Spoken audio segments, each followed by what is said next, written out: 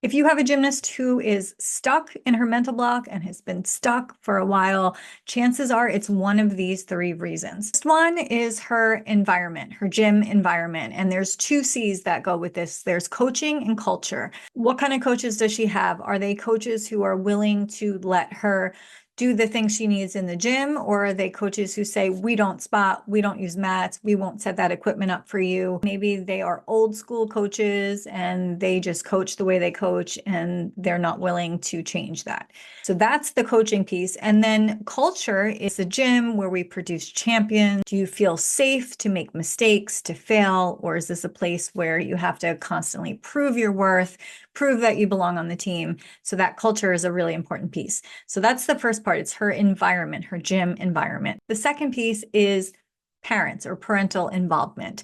In my experience, I have seen that gymnasts who come from upper middle class to upper class families tend to put a lot of pressure on themselves to be high achievers. In their family, the culture there is that we get good grades, we go to good colleges, we earn scholarships, we succeed. I've seen a lot of gymnasts who get really stuck in their mental block, and a lot of it is because they've got these pressures, these heavy pressures and expectations put on them to succeed and not fail. And when they struggle with a mental block, and they're embarrassed, they don't want to show it, they're shameful of it, and it stops them from moving through their mental block. The other parental piece is over involvement. Now, I'm guilty of this as a parent of 4. I definitely like to be involved in my kids' sports journey and in their lives. What can happen is when your gymnast is going through a mental block and you are trying to help your gymnast out, you might ask a lot of questions. You might wonder how practice was. You might say, are you trying this? Are you doing this? Did you talk to coach?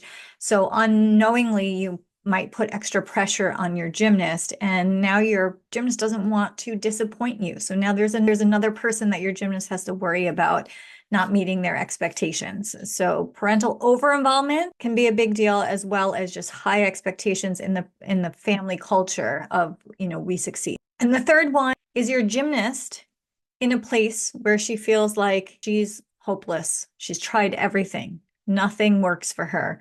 She's never going to get through this. Gymnasts get to that point, especially when they have tried a lot of things, when their mental block has been going on for a while. They keep bouncing around trying to find the next coach or program that's going to help them get through this mental block. And when it doesn't work right away, they're on to the next.